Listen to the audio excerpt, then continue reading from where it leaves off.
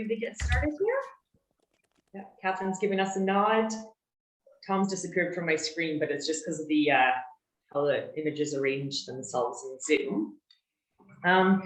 It's my pleasure today to welcome participants to our presentation of our on-farm research series. And today we're specifically going to be talking about the indicators of soil health. Today, to talk about the indicators of soil health, we're going to hear from three presenters. We're going to hear from Dr. Tom Pypker. He works at Thomson Rivers University in hydrology and soil health. We'll also be hearing from Dr. Catherine Tarasoff from AgriWest Consulting, and she'll be talking about this project that we worked on about the indicators of soil health and introduce you to some grab-and-go research templates. And we're also going to hear from Jamie Haynes, who conducted research with us on a soil health project at his ranch in Rock Creek, and you can see Jamie beside me there. Jamie's going to be going after Tom, but we can get to that in a second. So the background behind this presentation and project is that the Kootenay and Boundary Farm Advisor Program, of which I coordinate, partnered with AgriWest Consulting to apply for grants for the Farm Adaptation Innovator Program, which is a project of the Climate and Agriculture Initiative in BC. And we worked with producers to develop grab-and-go templates to measure soil health, water conservation and efficiency, and yield. And today, like I said, we're specifically talking about the soil health portion of that project. For those who don't know me, my name is Rachel, and I coordinate the Kootenay and Boundary Farm Advisor Program. That's the banner you see here behind me. This is an agricultural extension project that is funded by 3 regional districts: the Kootenay Boundary, Central Kootenay, East Kootenay, and Columbia Basin Trust. And our mandate is to support producers with agricultural extension in the Kootenay Boundary region. A little bit of housekeeping here. If you do have questions as they arise, there's a chat box. You can insert your chat questions into there and introduce yourself. We'll also have plenty of time for question and answers at the end. I have a colleague on the Zoom today, Danny Smart. She's helping run the technology from her home over in Kimberley. And today I'm in Rock Creek with Jamie Haynes. So without further ado, I would like to hand the controls over to Dr. Tom Pypker, who's going to run us through the soil health and some of the correlations between soil health, hydrology, and water infiltration. So thank you, Tom. I'll stop sharing my screen. Okay, I'm just going to get my presentation up.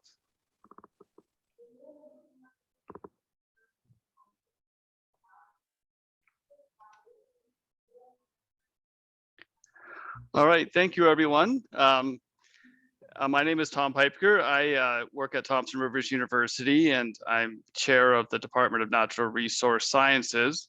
And my research tends to focus on ecohydrology. It's just sort of a way of saying I look at how plants and water interact. And I'm also interested in things such as soil carbon and soil carbon sequestration and gas exchange. And for today's talk, I would like to discuss with you the link between soil health and water infiltration. So we'll be focusing on water infiltration and how it's an indicator of a number of aspects of soil health. So when we're talking about soil health, we're talking about things such as water storage and filtration, so how water enters into the soil itself. Looking at things such as soil carbon capture in soils. So are we storing carbon in our soils? Are we losing carbon from our soils?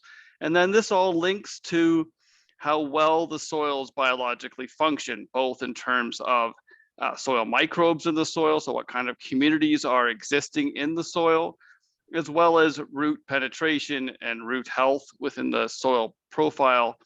And if you have a healthy soil, you hopefully result in production capacity that's increased and improved, and this results in a healthier, better functioning soil. So why is water infiltration important? So that's sort of the focus for today's talk. One, if you can get water to enter into the soil as opposed to run across the surface as overland flow, you increase water storage within the soil, but you also prevent erosion. So the number one thing I always, when I'm talking with my students in my hydrology courses, is if you're managing land, you want to make sure you get the water in the ground, not moving across the surface. And as we potentially damage soils, we increase the probability of overland flow. And this results in erosion of your top layer of soil, which is also your most valuable soil layer because it's your A horizon where all your soil carbon is stored. But water infiltration also indicates things such as aeration. So if you have good infiltration capacity of water, you also likely have good penetration of an exchange of air, which improves oxygen in your soils, which helps with biological activity in your soils. It also will allow for root penetration, and it can increase productivity and carbon storage. So when we're talking about infiltration, the main control on infiltration is pore size. So the airspace in your soil and the size of that exact airspace. So soils with big pores have exponentially faster flow. It's not just if you double the size of your pores, you don't double the size of the infiltration. You actually increase it to the power 4. It exponentially grows because you reduce the friction of the water as it enters into your soil. And soils, just to give you a little background, the components of soil. So you have in this pie chart here, you have the mineral component outlined here, which is, it ranges depending on your soil type. This is a component you largely can't control on your site. It's the sand, silt, clays, and rock components within your soil. The other components are the organic matter, which has a very important function, as well as the pore space. So you have something called total porosity, which is the proportion of your soil that is either can be filled with air or water. In the example here, we have it at about 50%. And this is broadly controlled by the types of minerals you have in your soils, your sands, your silts, and your clays. So if you're looking at the mineral components, you have sands, which are the big minerals under 2 millimeters, ranging from about 0.05 millimeters to 2 millimeters. And then you go down to your silts, and then your clays are very, very small. So what often happens if you have a sandier soil, you have bigger pores. So each individual pore is big, but it has lower total porosity. So the percentage of the soil that's filled with pores is lower. So you have less pore space, but each pore is bigger. So you have better what we call macro porosity. So that's why sands drain well, but because their pores are big, they don't hold water very well.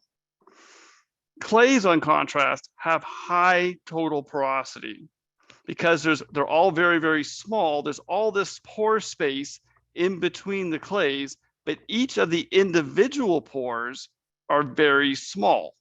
So the soil does not have higher infiltration capacity, but it can store a lot of water. So ideally speaking, when you're looking at soils, you want a range of sand, silts, and clays. That's what a loam is. And it allows for good infiltration, but also allows for water storage. The other component when we're talking about infiltration that we get concerned with is soil organics. So you want to have, for good infiltration capacity, you typically will have higher organic matter in your soil. One, organic matter holds moisture, which is great for storing moisture. It does a lot of wonderful things. One of it, dealing with water is moisture storage. But the other one is it helps with what we call soil structure. So structure improves drainage and it improves aeration. So if you look at the picture on the right here, I have images of 2 cylinders, one with high organic matter and one with low organic matter. And you can see that there's what almost looks like little rocks in here, but they're not rocks. They're aggregates, so clumps of soil that have bound together to create what's called an aggregate. And these aggregates form in part because of the presence of soil organic matter. Soil organic matter acts like a glue and binds soils together over time. So what you can have here is you have individual soil particles that are bound together into aggregates, and these bigger aggregates allow for pore space in the forms of macropores, so big pores, and this will allow for better drainage. What you can see on the image as you progress from left to right is you can see that it goes from high organic matter and low organic matter. The soil's wet on the left, so after wetting. The soils with low organic matter, those aggregates don't hold together and they fall apart. And now you're down to the individual grains and your macro porosity, the size of the pores, disappear. And this soil will now have poor infiltration capacity. Whereas the soil on the left, the high organic matter soil, it maintains its soil structure and therefore allows for better infiltration because of the big pores. So total porosity, the proportion of your soil that has filled with air or water, is not necessarily the best predictor of soil health. The predictor of soil health is a combination of having big pores, macro porosity, which allows for better aeration, as well as a range of pores, which allow for water to be held back against gravity, so it doesn't all drain out the bottom. So a gravel, for example, has great macro porosity, but has no ability to hold on to moisture. So it's not a healthy soil, a good soil for growing. However, a soil that has a range of pore sizes can both drain, allow water in, but also store it. And secondly, in terms of porosity, good soil structure matters. So you want to maintain the structure in your soils, and soil organic matter is a key indicator of maintaining quality soil structure. So as managers, sometimes we damage our soils, and this has an impact on our infiltration capacity, or the infiltration of water into your soil. First of all, we sometimes compact our soil. We drive over top of it. We do different types of management activities which result in compaction. And when you compact a soil, unfortunately, the first pores to disappear are your macropores. So generally what happens is you shift the distribution of pores towards micropores, and this makes your soil infiltration get worse. And then this results in the water ponding on the surface, running across and causing erosion. Second, if you expose your soil, so if you till your soil up, the soil particles get exposed to raindrop splash. And we often think of raindrops as having a lot of force, but as you add more and more raindrops pounding on a surface, and we can see this on the image on the right, a raindrop flying in and pounding on the surface, it detaches the soil particles from each other, it breaks down any aggregation, and it causes crusting on your soil surface.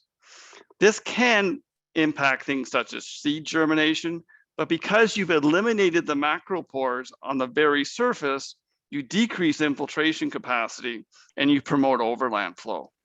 So again, having vegetation on your surface protects against raindrop splash. And so it's something we often underestimate its impact, but it can be quite dramatic on a landscape. We do activities which reduce soil organic matter. So the loss of organic matter due to depletion over time will result in reduction in soil structure, the inability of aggregates to stay together, and this again decreases macro porosity and ultimately results in poor infiltration capacity. And then other types of activity which breaks up the soil structure over time can have equal damage to the structure of the soil itself. The poor management then results in low infiltration and overland flow. And overland flow is one of the main issues we have with soils across the world, resulting in erosion. We've 50% or so of our agricultural land has become depleted in its soils because of poor infiltration capacity and erosion. We get poor aeration into our soils, which reduces root productivity and soil microbial activity. This has impacts for both soil carbon storage, but ultimately it will impact your ability to get nutrients out of the organic matter as well. And then you have just reduced water availability. As you compact your soil and you squish pores to smaller and smaller pore sizes, it becomes hard for plants to get the moisture out.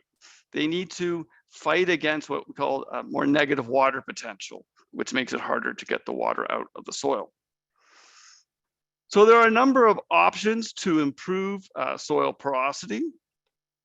One is to increase carbon in the soil. So you could add carbon to your soil, improve storage by improving root growth in your soil. Another option is perhaps to break up the compacted soil.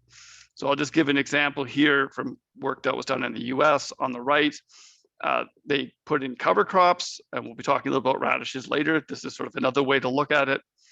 What they did here on this graph, on the very top is the soil surface, and you're going down into the soil down to 60 centimeters.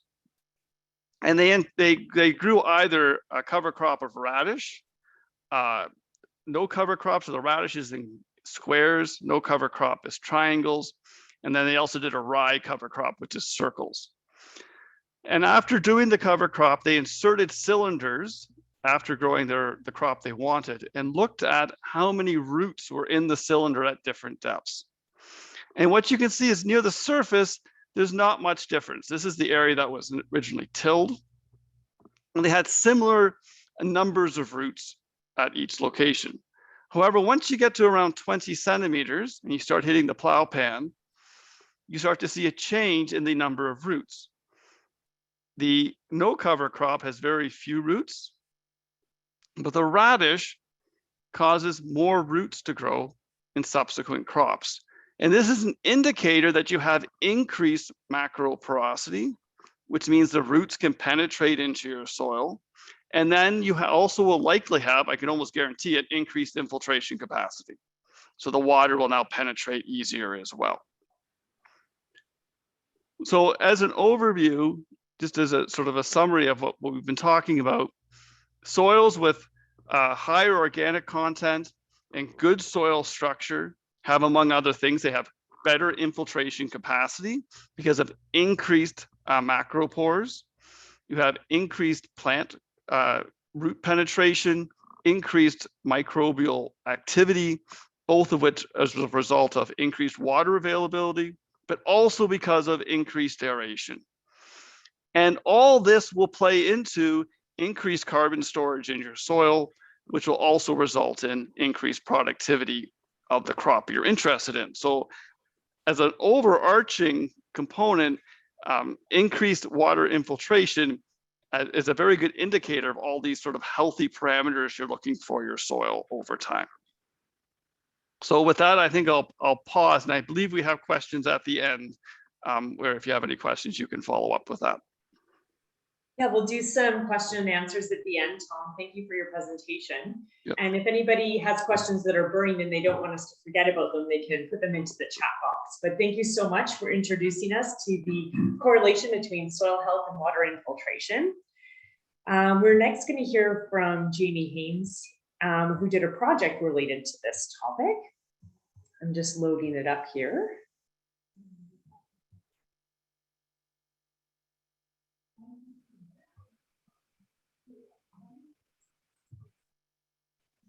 Great, so it's my pleasure to introduce Jamie. He's going to advance his slides. So Jamie, he's going to introduce his ranch and his farm, but he did a project where he's been trying to increase the water infiltration of his soils because he does some irrigated land, but he also does a lot of dry land in the Rock Creek area where every drop counts. So it's my pleasure to welcome Jamie, and there's your button right there, Jamie. Yes, good morning, everybody. I'm Jamie Haynes here at Rock Creek, and you'll have to forgive me, I'm not too adept at giving presentations, but I'll do the best I can. What you're about to see are pictures of my projects that have been taken over several years, so there's kind of just a collection of pictures, and hopefully it'll make some sense to you folks. Our ranch was started in 1907, and I found it difficult to cram 114 years of ranching into one paragraph. So I'll just read out what I have here, and we'll start off here. Do I push this button, this one here? Yeah. Okay, all right, here we go. Okay. Now, when I first started off on this adventure of no-till drilling and that, I went to a friend of mine in Irma, Alberta, which is southeast of Edmonton. He's a good friend of mine. I've known him for years, and I had a real good tour of his farm to check out how no-till worked before we started off with it. So this ranch was homesteaded by my grandpa in 1907. From 1907 until 2015, this ranch was a heavy tillage dryland farm. We knew we had to make changes due to the damage to soil from heavy cultivation, wind erosion, and disturbing of the lack of tillage, and compaction was a big deal to us. And we just weren't getting the crops of what we needed. So I went to Alberta in probably 2014. So the first little group of pictures is kind of from out there to kind of give you a little background on how we got started doing this. So I'll just go through this. That's a handful of mulch, or thatch as they call it out there, and it's got angleworms in it, as you can see. So this fellow has been doing this intensive no-till and thatch on his grain farm for probably close to 40 years now. And these worms were transplanted here. His farm didn't have any on at all. And he just over the years kept transplanting worms under his thatch. And now the whole farm has these friends of ours in the soil. And this is just some quick pictures here of the lay of the land. Now this is a field here that he hadn't planted yet. It was a grain crop from the summer, and his combine, he had a chopper on it, and he spread all the straw on the field, and the thatch is quite thick. There, I got a handful of it there in my hand, and it's all chopped up straw is what that is. And there it is laid out like that. I'll just go through here quickly. And that's how deep the thatch is on the field. That's my truck keys in a hole I dug in the field there, and it's probably 3 inches thick, that thatch on the soil surface. So Jamie, to interject, this trip to Alberta really was kind of the start of your inspiration to start taking action on your soil health. Yeah, and I personally went there because this guy was quite knowledgeable, and like I say, he was a friend of mine, and he was really into what he was doing. And so I specifically went out there for a visit to see this project. So we knew where we were going to jump off of when we started our own no-till program. Gotcha. So that's a field of fall rye, and you can see the thatch in between the rows. And you don't see too many weeds out there because that thatch is so thick. And he was telling me that in Irma, Alberta, he's out of the rain shadow that they get from the Rockies. So it's exceptionally dry. And so every drop of moisture counted. And this is just some more pictures of that. As I slowly go through it, it kind of gives you folks an idea of the litter or thatch on the ground between the rows of this crop. And that's, my boot is a size 12. Those are 10-inch rows, and they plant them there 10 inches apart. And this is just some pictures of this canola crop, and there's the worms again. Like I say, this is just kind of a mixed up hodgepodge of pictures. But anyway, I just thought you folks would be interested in seeing that portion of it. Yeah, well, it's interesting, Jamie, because it really gives the context. Like, you grew up here in Rock Creek ranching. Yeah. Tilling. Yeah. And you took this field trip and you're like, okay, we're going to take a hand. We've been doing what we've been doing, but we have an opportunity to also implement some management practices to increase our soil health and also your dry land. So like we said, every drop counts. Yeah, and these, we basically, my son-in-law John went out and bought a John Deere disc no-till drill in the spring of 2016. And the pictures you've seen were probably 2014. And in 15, we just knew we had to change. So from here on, you're going to see pictures. And this crop is radishes, rye, oats, and field peas, silage peas. And you'll see that as we go along, this is the very first no-till that we did here. Okay, there's another picture of the no-till again. And later on, toward the end of the presentation, if you look up in the right-hand corner of the picture, you'll see a strip. So just keep that strip in mind, that dark strip, because it's incredible what you'll see later on in that strip. And there's just some more pictures of the radish growing up amongst the rye, oats, and peas. And there's a small little radish plant there inside my hat. And some more and some more. And there's the radishes on the tailgate of the truck that we pulled up later, partways through, to see how they were doing. And here's the crop. The radishes seem to grow a bit later than the rye, oats, and peas. And in this particular case, the rye comes up first, and then the peas, and then the oats are somewhere in the bottom to start with. And then the radishes, of course, are down below that. It's just kind of the way they are. And here's the crop about halfway, 3/4 of the way along. And incidentally, the peas climb up the stalks of the rye, just like Jack and the Beanstalk kind of a deal. And there's a picture of the crop in the same field where I was kneeling just off. I was kneeling just off to the right of that picture, and that's the results of the swath that the crop grew. Now this was probably 2016, 17, 18 in there. We had extra rain. It was really good. We got a loamy type soil, so we got good soil to start with. And so this is the crop going along there. And this is just some other property. This was an irrigated field here with the same mixture. And it just kind of gives you an idea. I'm a really big fan of silage peas. They're great nitrogen fixers, and they really work well in the silage.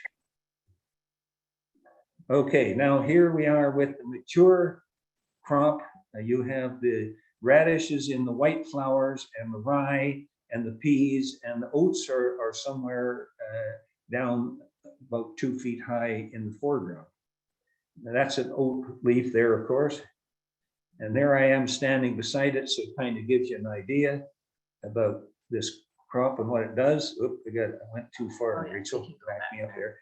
That's a radish plant pulled up.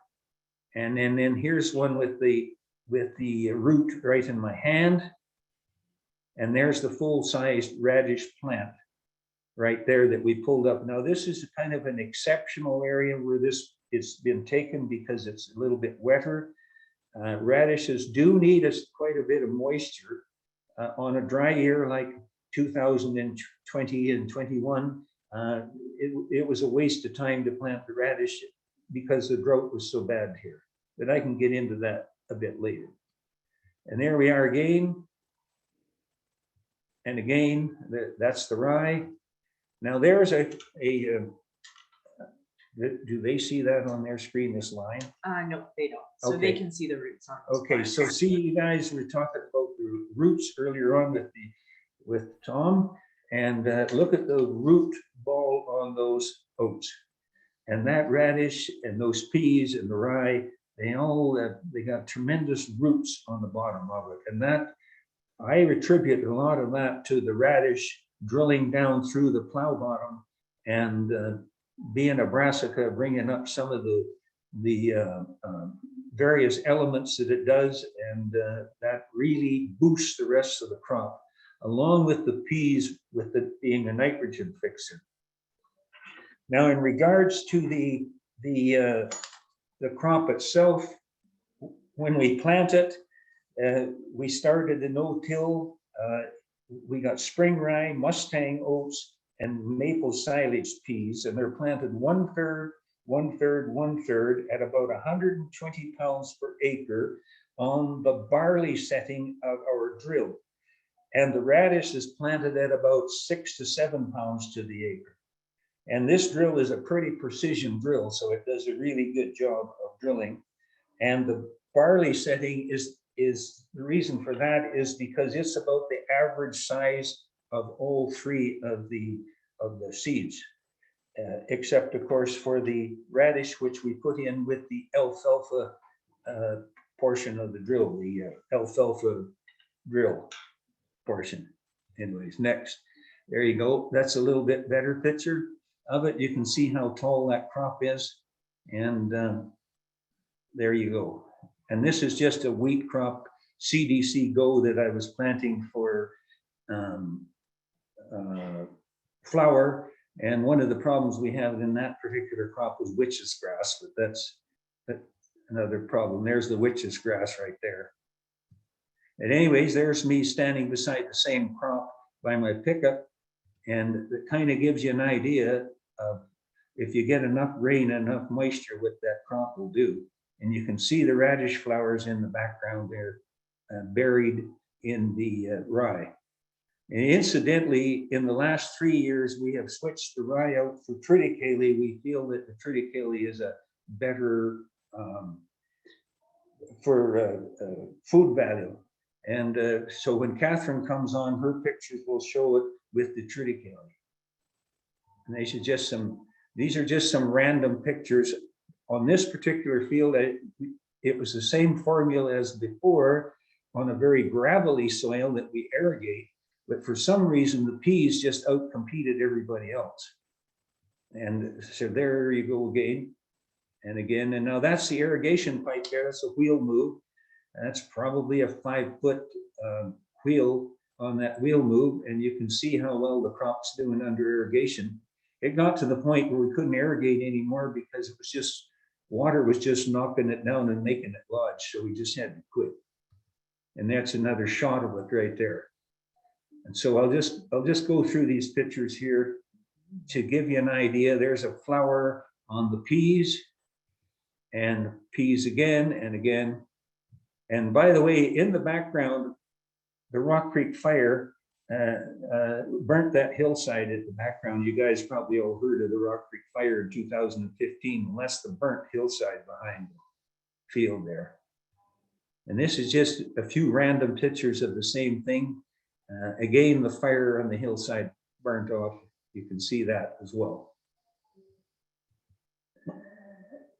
Hopefully this isn't too fast. Now, after the radish and the silage is all cut off, this is the volunteer radishes that came back again, which you're about to see right here. And volunteer radishes, they have this seed pod on them. They turn into kind of a bush. And that's growing up from the root of the radish itself and into this bush.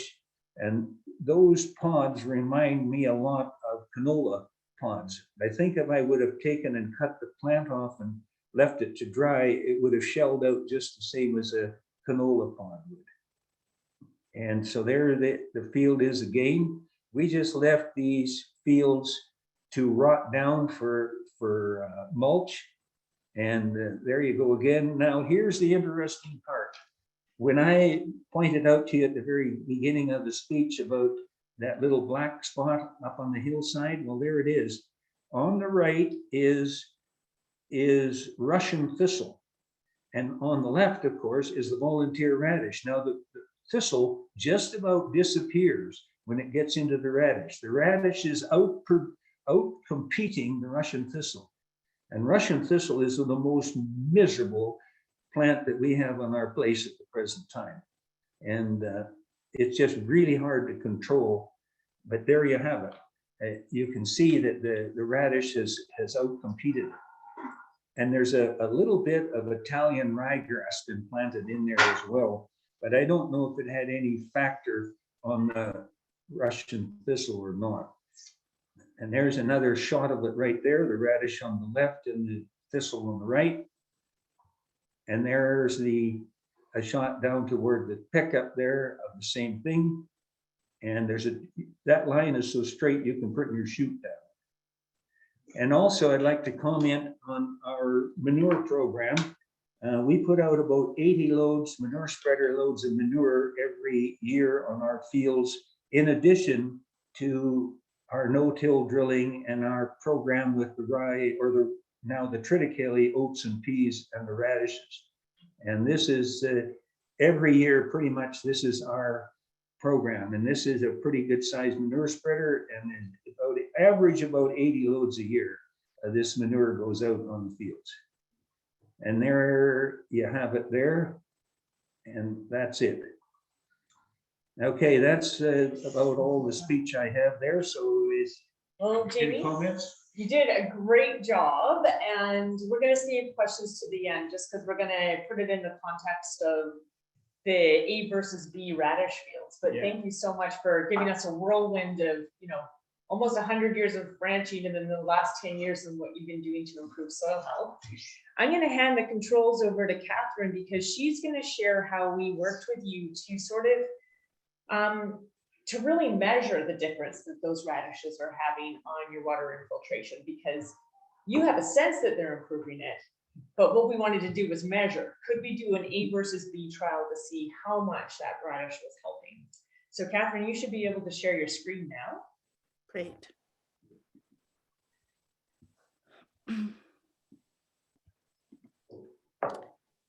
Great. Can everybody see? Yeah, it This? looks fantastic. Okay, great. Thanks. Thanks, Jamie, for doing just an outstanding job. I'm going to ask you for some of those photos. I even took some screenshots while you were presenting. And Tom, thank you so much for setting the stage about the value of soil water infiltration, because it is so key to our soil health. So I'm going to take some time to go through this concept of, we call it on-farm research, we call it producer-led research, and I want to get everybody up to speed on it. I want to talk about some specifics from Jamie's project and his results, and then introduce you to the grab and go templates, and hopefully get you jazzed up to come to the next couple of webinars. Oops. So what is it? Well, it's very site and management specific research. It absolutely has to be driven and led by the producer, and it needs to address a particular question or need that producer has. It's not meant to be published in a scientific journal or to undergo rigorous review. But it does have to follow a very specific set of experimental design criteria. And this is to ensure that you have confidence in your results. It's not because I need to know your answers, it's because you need to be really confident with your answers and your results, so that your results can guide you towards the best management practices for you and your farm. So there's a couple little things I like to tell people about producer-led or on-farm research, is that you're not trying to reinvent the wheel. You don't want to build things from scratch. You want to build on what you already know will work. And you want to make sure that what you're doing builds on what works close to home. So you're just making a small incremental change to what you know already works. So Jamie already knew that forage radishes would grow. Sometimes we get tempted to go on the Google and get crazy looking all over the internet on ideas and interesting things people are doing, but don't be lured down to Florida or Wisconsin or Alabama. Those ecosystems and those soils and those systems are completely different from what's close to home. So if you're in the East Kootenai region, for sure, Idaho, Montana, maybe even parts of northeastern Washington are applicable, but just keep that in mind. Build on what works close to home, and don't try to reinvent the wheel. And the other critical thing is don't try to do too much. So with this project, I had a lot of conversations with Jamie and with Jamie through Rachel. And there's a lot of discussion that needs to happen about your goals and your, your kind of your big vision for your farm and the resources that you have and the time that you have.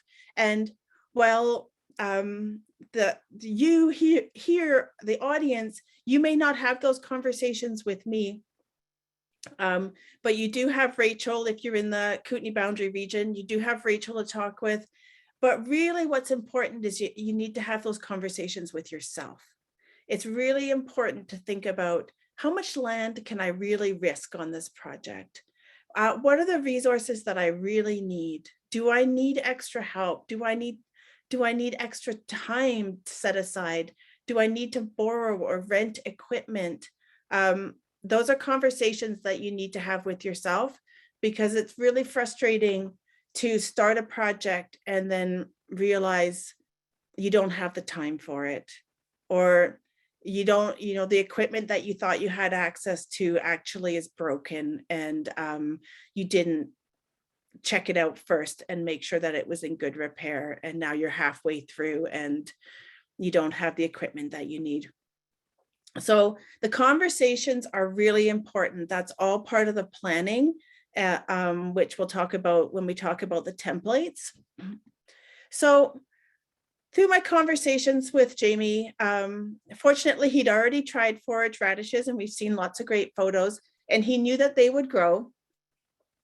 But what he didn't know is, how do they exactly help with infiltration? A lot, a little. How might they impact yields? Do they become so competitive that they suppress all the other plants that he wants? And then what's the nutritional quality of radish once it's in the forage mix? Does it add to the quality? So what I always like to do is to set the project up, always making the goal like at the top of the pyramid. It's the most important thing. And it's the thing that when we do on-farm research, we always need to keep the goal in mind. So the ultimate goal for Jamie is to improve soil health. That's what it all comes down to. The objective is, the measurable thing is water infiltration. And like Tom talked about, there's lots of things that we can measure around soil health, but water infiltration for Jamie was a nice one. It's relatively easy, and it sort of encapsulates a lot of things related to soil health because it feeds into so many aspects of soil health. Now, the specific research questions that we'll be presenting on in the results is, how does forage radish affect water infiltration? Does it increase it? What's the difference between his standard annual forage mix and one where he added the radishes? And what's the difference in the nutritional quality of those two? So we see we have an A versus B type project. That's always the easiest thing to do. Like I said, don't try to do too much.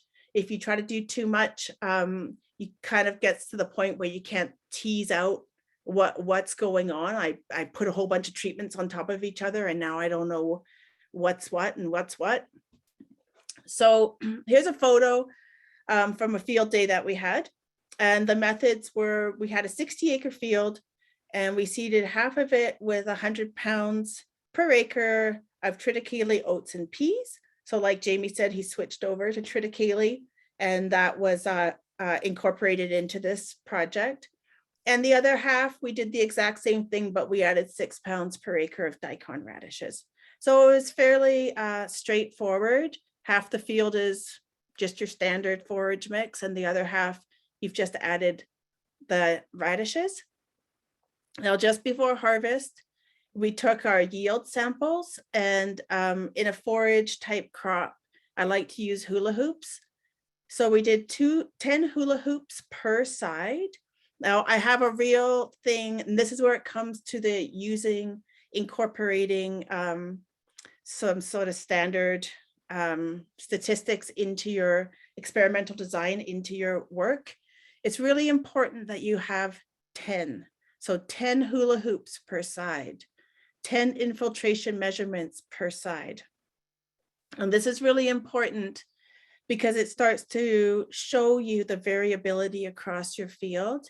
It gives you a lot of insight into what's happening across the whole field. And the way that I like to kind of link it to is if you went into a classroom and you pulled one child out of the classroom and said, here, all kids in BC look just like this. This is what we all look, this is what all our kids look like. You know, that is ridiculous, right? You know that we have all kinds of variability in BC and how our kids look. And it's the same thing across the fields. You can't throw one hula hoop out there and say, here, this is what my whole field looked like. So that's my tens, everything in tens. Later, we sent his silage off for lab analysis. So here's the coffee can method, and you can Google this. There's tons of information on it. This is a great way to look at and measure water infiltration that requires no fancy equipment. And it's just the tools and the stuff that you have around the house. So we use this thing called an infiltrometer, but it's the exact same thing. And you can do all this with a coffee can. So I want to just present some of the results we had and give you a little interpretation of how I see those results from a practical perspective. So we measured infiltration rates, and remember we have our control, that's our standard forage mix, and then we have radish. That means basically the standard mix with the addition of radishes. So there's a few things going on. The infiltration rate, of course, is lower in the control, which is what we expect. So less water, the water is going in slower, it's puddling on the surface, it's taking a longer time for it to get into the soil, which then has the potential to lead to that overland flow that Tom was talking about. There's also these little error bars on top, which show you the variability across the whole field in my data. And we see that the control has these little tiny error bars, well, relatively tiny error bars. That to me means that side of the field is uniformly compact. We have a slow infiltration rate, and there's not a lot of variability about that. All 10 measurements, they all had slow infiltration rates, and it's uniformly compact. When we go over to the radishes, we see something different. We have a faster infiltration rate, so more capacity to move water into the soil. The water is draining into the soil faster. We suspect that that would lead to less overland flow. Then we also have these really big error bars, lots of variability in the infiltration across the site. And that's because I suspect the radishes are punching holes in the hardpan layer like Swiss cheese.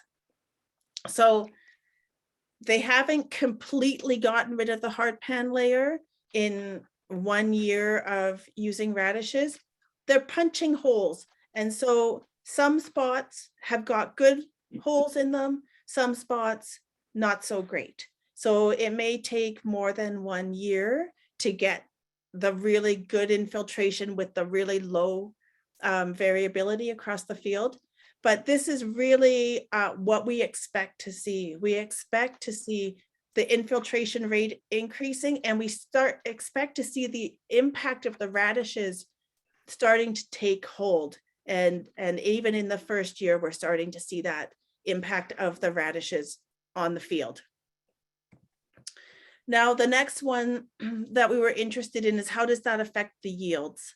So we'll start again on the side, the control without the radishes over here.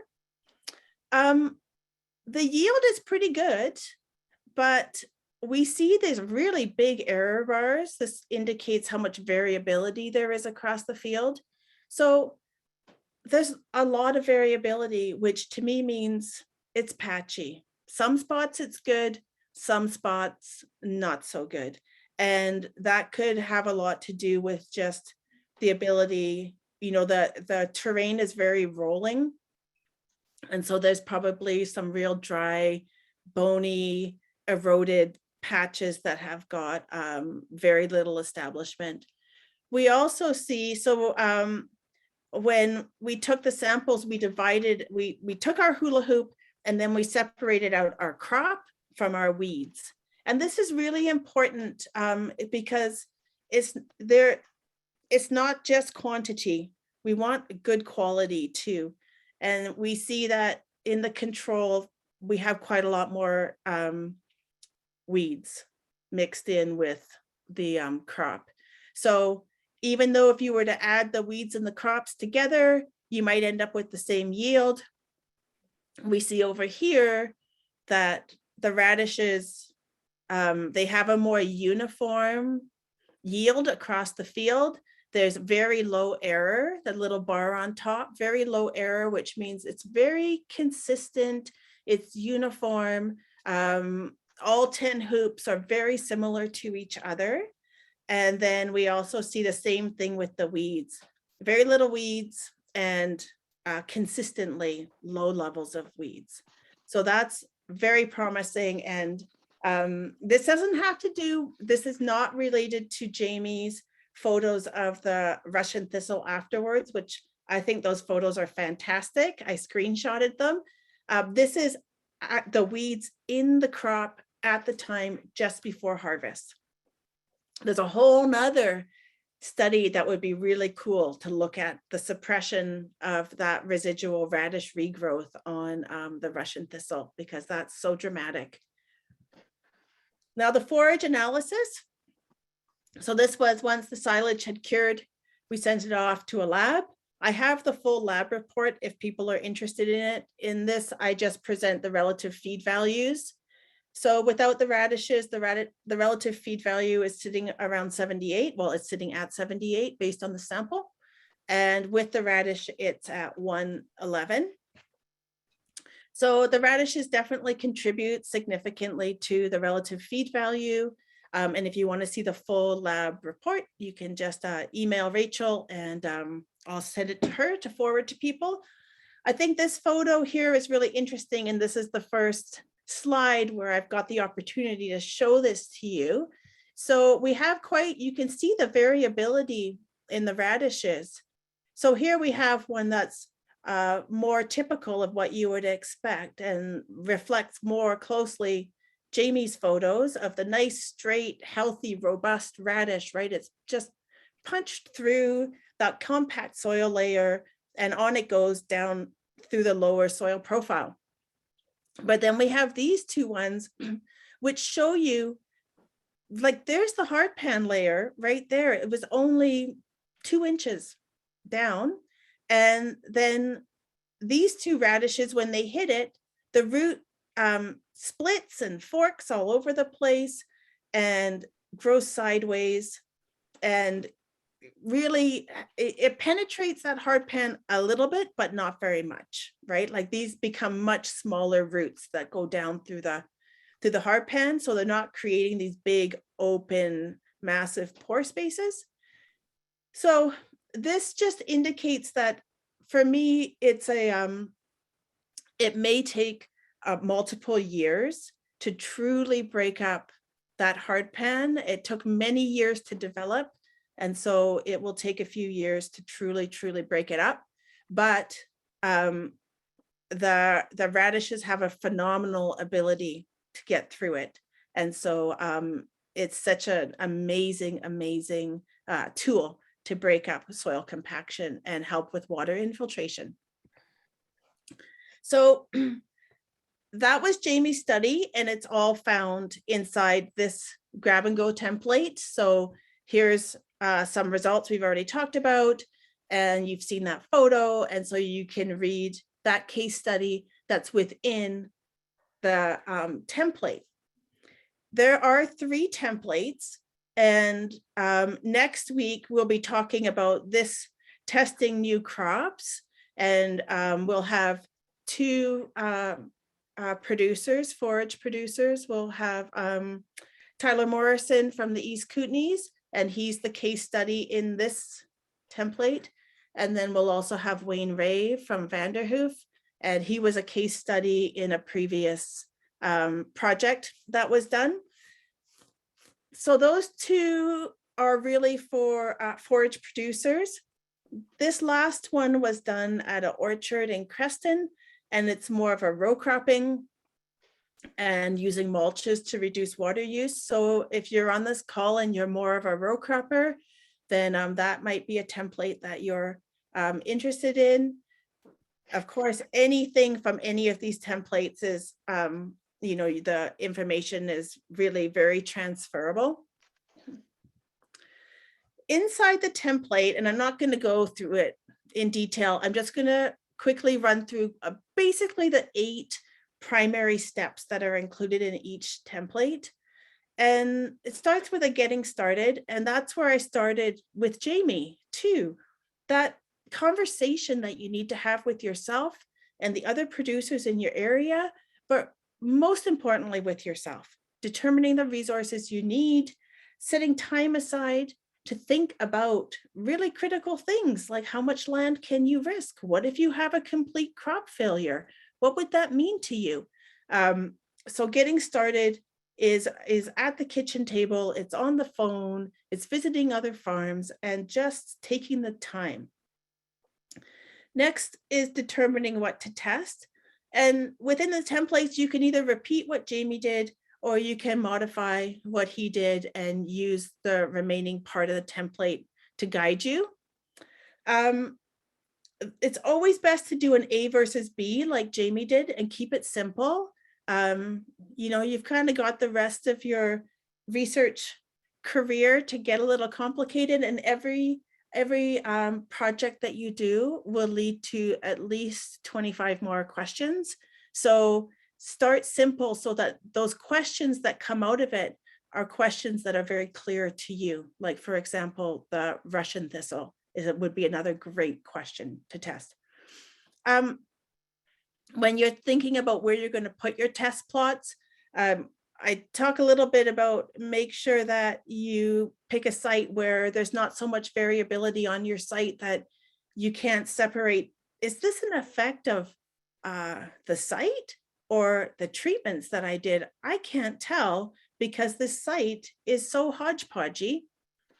Then when you lay your plots out, you want to make sure that you lay them out so that if there is any slope, like Jamie's site is very undulating and slopey. So we made sure to lay the plots running mostly down the slope instead of on top of each other. If you had A up here and B down underneath, then A's on the sort of high and dry and B's on the low and wet area. And now you can't really compare your results because B's got so much more moisture. The next thing, applying your treatments, and this comes back to getting started.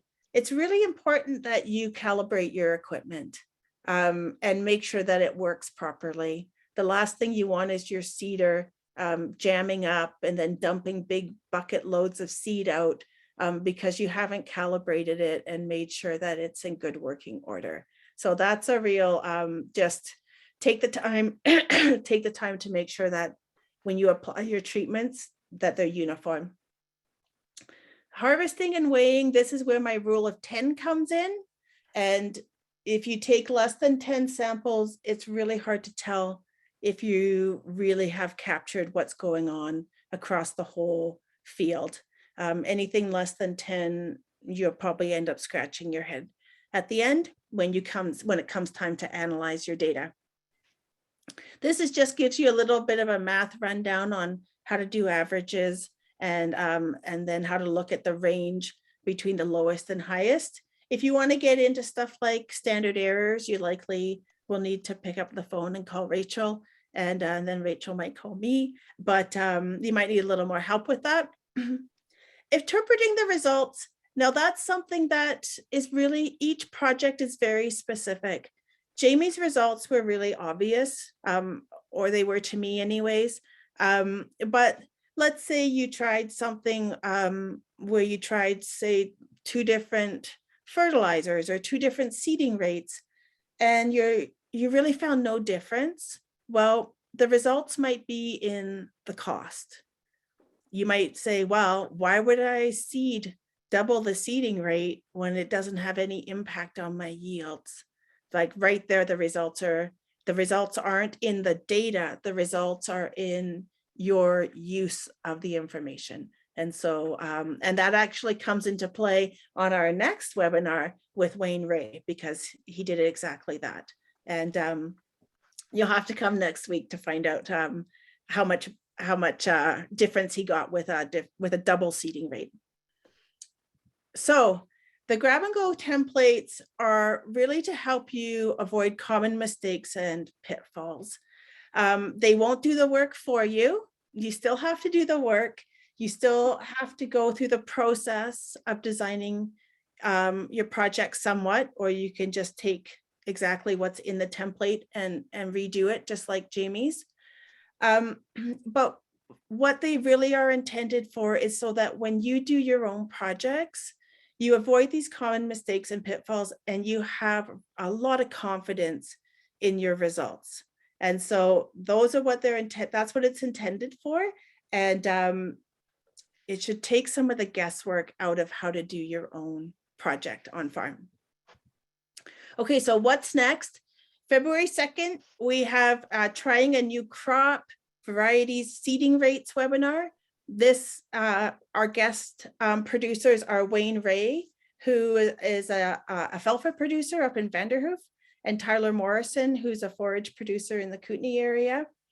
And they'll both be talking about their experiences, very similar to what Jamie did. And then February 8th, come with your pencils and calculators, because this is a hands-on workshop for you to take the opportunity to brainstorm and start designing your own research project. I will get everybody kind of up and running, and then depending on how many people we have signed up, you may split into smaller working groups to brainstorm with each other and sort of get some feedback from each other before we come back into the larger group for you to talk with me. So with that, I'm gonna open it up to the floor for any questions to any of us who are here, me, Dr. Tom Pypker, Jamie Haynes, and Rachel.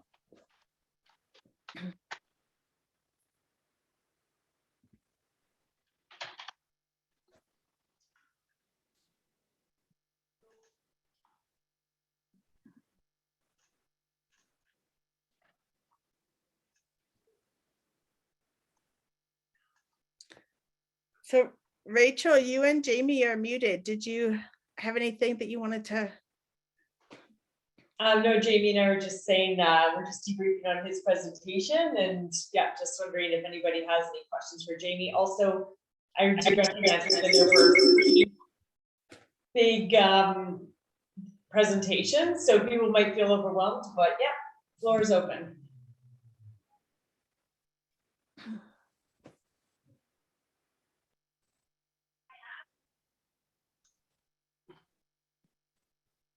Great. Well, folks know where to find us.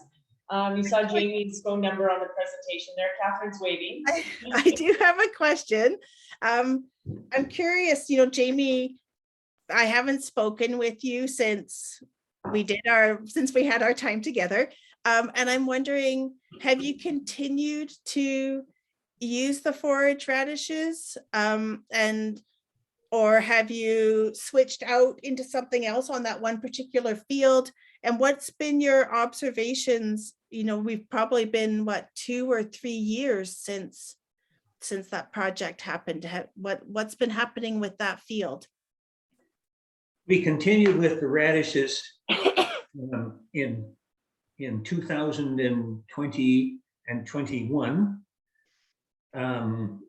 But both of those years, 20 wasn't too bad, but 21 was a horrible drought, and we only got maybe off of the whole ranch, maybe about 40% of the crop that we normally would. So the radishes, it just wasn't really measurable as to whether it made any difference or not. However, I must say, had we not been doing no-till and had been still doing heavy tillage, we'd have got nothing. And I know that from experience. In 1979, as an example, we had a complete crop failure. We got 9 round bales off of 250 acres. Oh, Wasn't even worth starting the machinery. no. And in 1980, when Mount St. Helens blew up, we got a little measure of ash and a whole lot of rain, and we grew so much hay that we sold 60 ton. We had oats that were up to my neighbor's Rick Harper's shoulders, and he's 6'3" or 4. And so it just makes a huge difference in the amount of rain that you get. And so we know that heavy tillage is not the way to go. So as I say, if we had been doing heavy tillage in 20 and 21, we'd have been hooped. Yeah. Yeah. I think that's really interesting. And maybe Tom might want to jump in here too, but you can't predict the weather.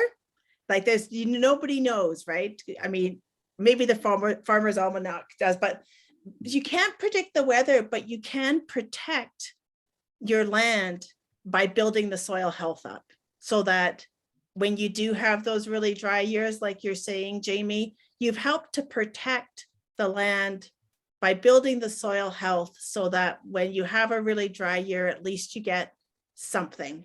I think that's awesome. I mean, it's tragic that it was so dry, but I think that connection is so critical for everybody to hear.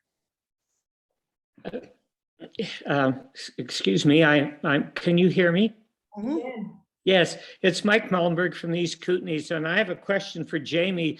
But first of all, Jamie, that was a wonderful demonstration, a wonderful trial demonstrating what happens when you improve water infiltration. And congratulations to you for keeping it organized and simple, and it really showed some interesting results.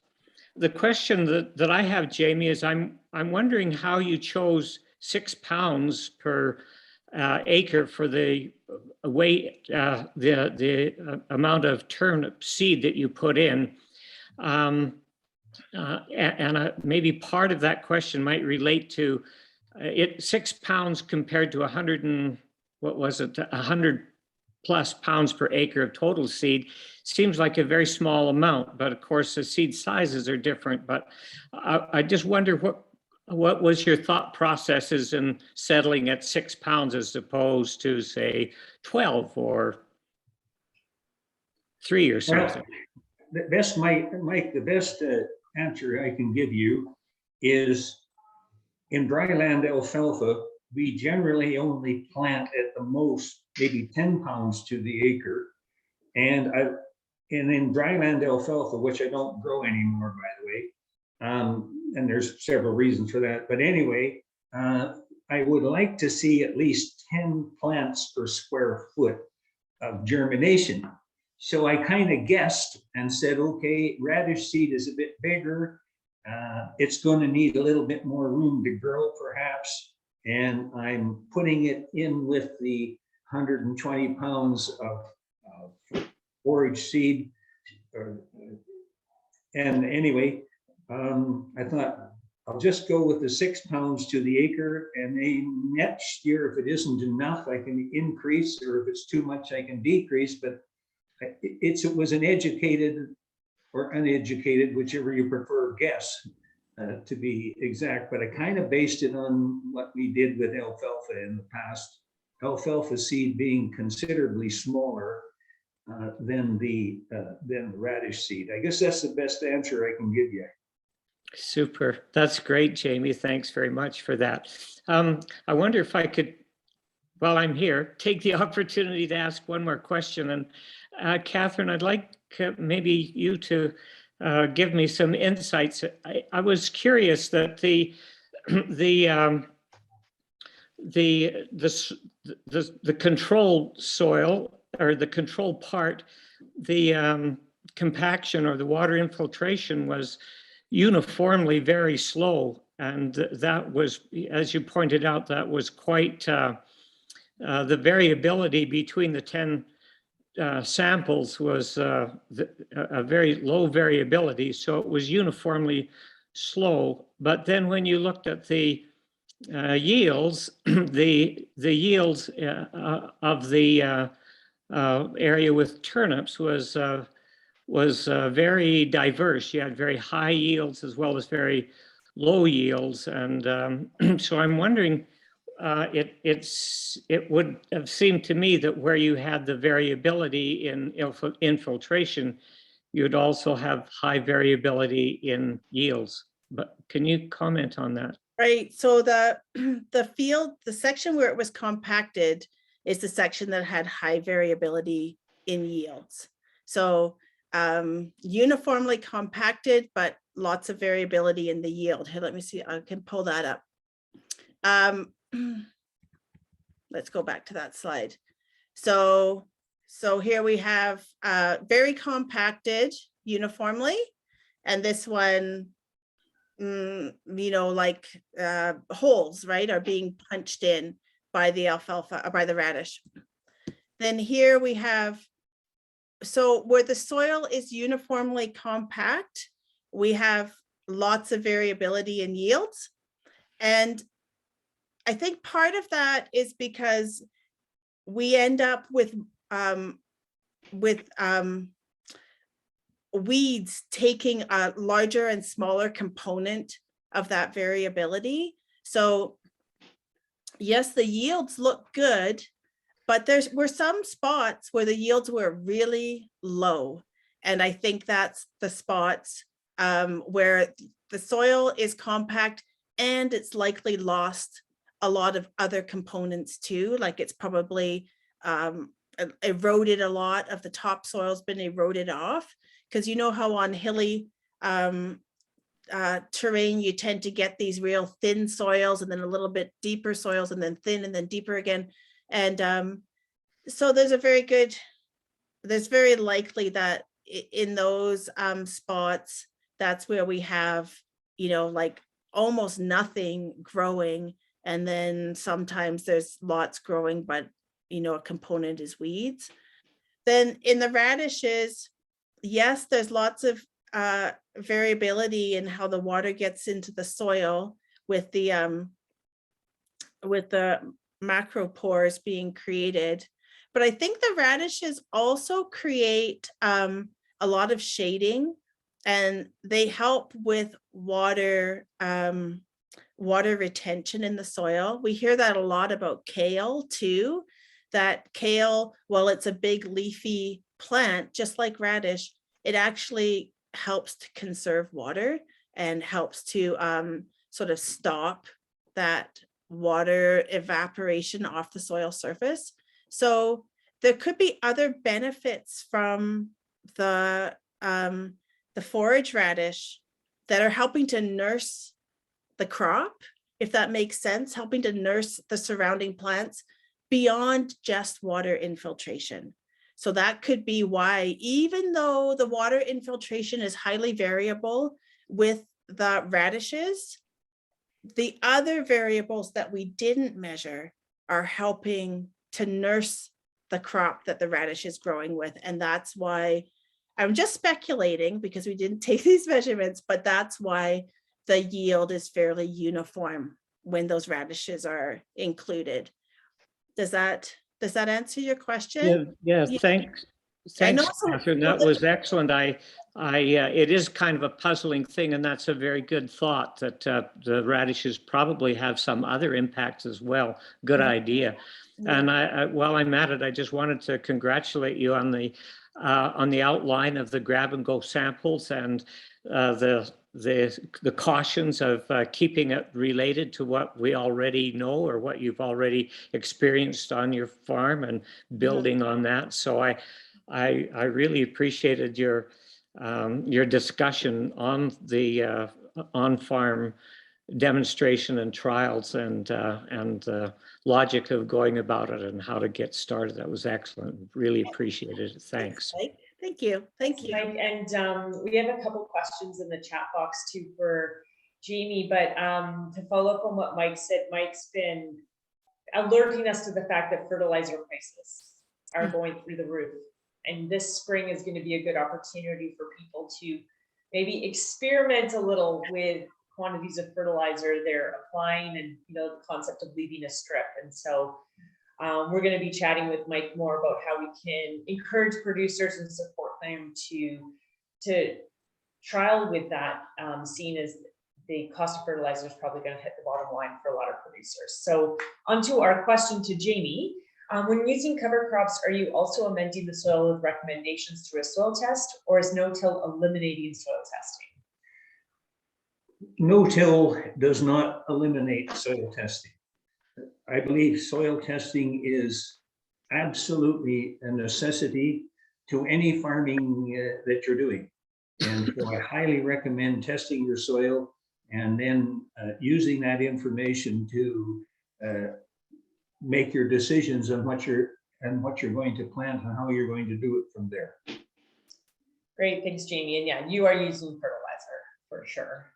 Yeah, I use about 40 pounds of 3400, and once again, I guess that's just, it was the most readily available fertilizer at the time when we actually did this. So and we have to be really careful here where I live, because we can get a drought, and if you put too much nitrogen fertilizer on, well, all you're going to do is burn your plants, and what I understand anyway. So we're very cautious about not overusing a fertilizer, and we're much more interested in using manure as much as we can, and keep the fertilizer down. Cost is definitely a factor, but also we want our soil to work it's on its own as much as we can, and the fertilizer is just basically a kickstart. Okay, thanks, Jamie. And a question from Patricia is, where do you source your radish seed from? Well, I go to our local farm supply store here, Freeman Farm Supply, and Nolan can order it in for you. It's about $200 for a bag of this fertilizer, or this radish seed. And that's another reason for not getting too extravagant with the use of the seed, Mike. Great, thanks so much, Jamie. Another question from Lynn. I'm a small farmer, 5 acres, with farm status growing quality hay. I have problems with invasive species, Coriolisum, thistle, bindweed. It seems it's spreading faster because only 2 of us on the farm. 2 of us farm. I have to spray, recommended by Barb Stewart from Boundary Invasive Species Society. I'd like to not have to spray, maybe spot spray, but not on a full machine spray. We do leave some mulch and water before putting the fields to bed in the winter. Any suggestions? Whoa, that's we need to do a field day on that topic. Yeah. Jamie's a weed warrior expert, but any suggestions? That's a tough one. It depends on what weeds you have. We have a nodding thistle, Coriolisum, and bug loss. Golly, you just name it, and we have it. Russian thistle is a big one on my fields anyway, and I just don't really know if I have an answer specifically for that. We do spray as well. Witch's grass is also a problem in some of our irrigated as well. So perhaps some of the other folks that are more up on the spray than I am would be able to answer that a little better. Catherine, what's your thoughts?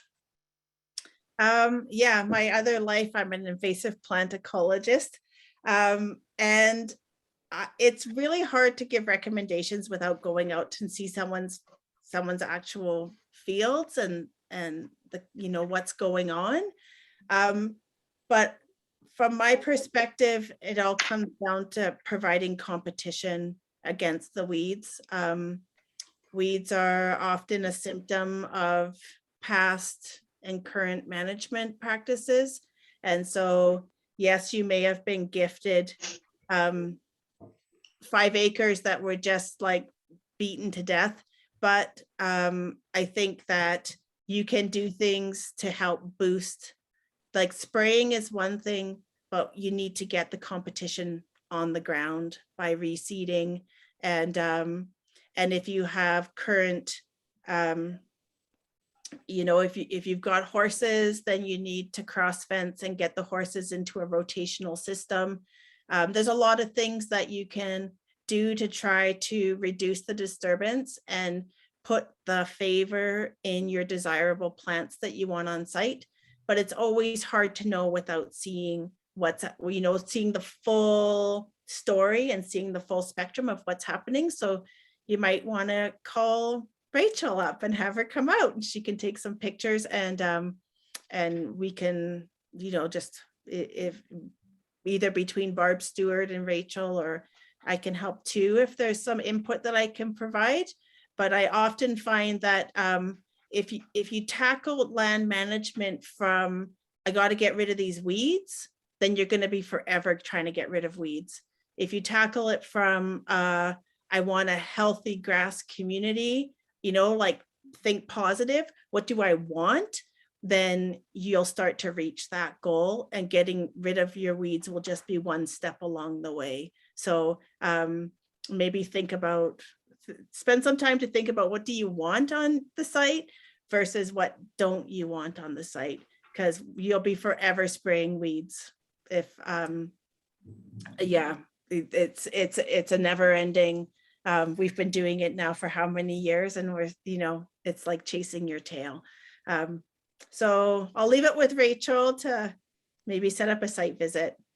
Yeah, well, thanks, Catherine. And Lynn, great question. And yeah, it's something that Jamie and I talk about frequently, and he has a lot of experience. So you know, that the expert's probably right beside me here. It's Jamie. And we've been chatting with Boundary Invasives about field days that we can set up this spring, in-person field days, to learn from experienced folks like Jamie, who have been tackling weeds in this area for a long time and growing productive crops. I'm just looking over the chat box here, and there's just a thank you from a participant, Liana, saying that their family is new to Haynes and they just learned a lot, and they typically pull 350 small squares. In 2021, they got 33. They'll be sharing this information with their family. And there's a comment from Peter Treasure. I don't know if it's a question or there's a chat question I missed earlier, that a lot of the radish crop was left in the soil. And to clarify, yes, Jamie's just been chopping the forage above ground, and the radish is left in the soil to decompose. So yeah, that was a clear, sorry about that. And from Patricia, Livestock for Landscapes teaches livestock to eat weeds, has worked on our ranch. Okay, thank you, Patricia. That's a fantastic tip.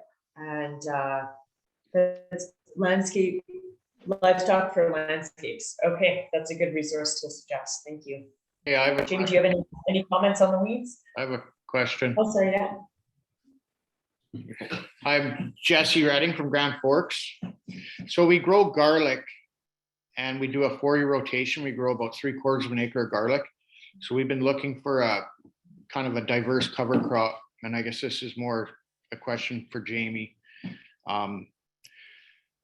We've noticed is we buy weaners in the spring, raise them and slaughter them in the fall. And we also do meat birds too. And what we've noticed is if I go out and hand cut grass for the pigs, they have a lot of marbling through their meat.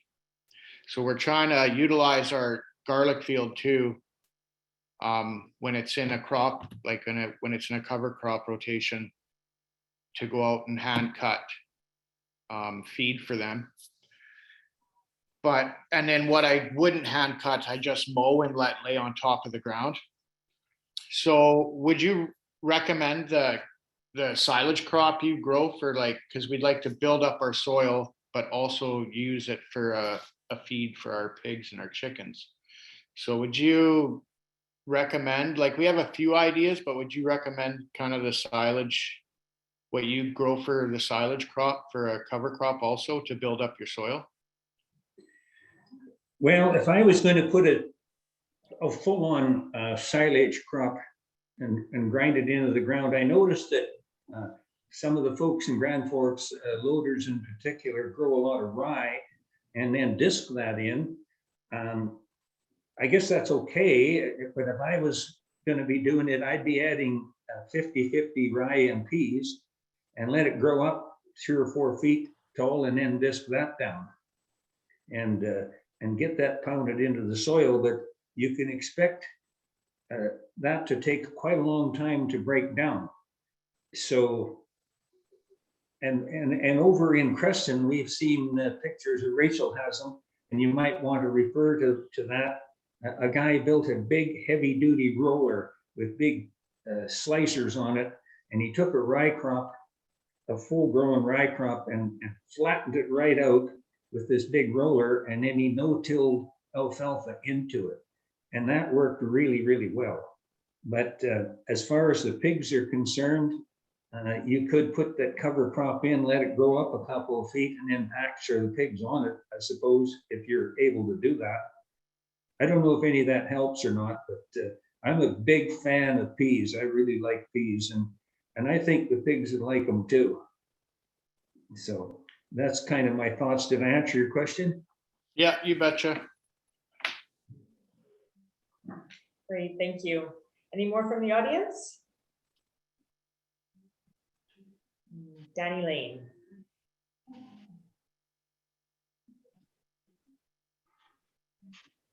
Oh, I see. On mute. Yeah. Oh, Danny, I'm muted, but if you're trying to speak, Danny, unfortunately, we can't hear you. Oh, unmuted. Okay, well, you have all of our contact information through these correspondences. I can connect you with anybody else. We actually, in regards to your question, Mr. Reddy, we do have a cover crops online Zoom event on February 16th with the BC Forage Council, where we're actually showcasing that farm in Creston that Jamie was referencing. And accidental mute, yeah, no problem. And we're going to be posting this recording on our website shortly, and I'll send everybody the link with resources and the recording. Thank you, Catherine. Thank you, Tom. Thank you, everybody, for your fantastic questions and engagement. And we look forward to seeing you this time again next Wednesday to talk about yields.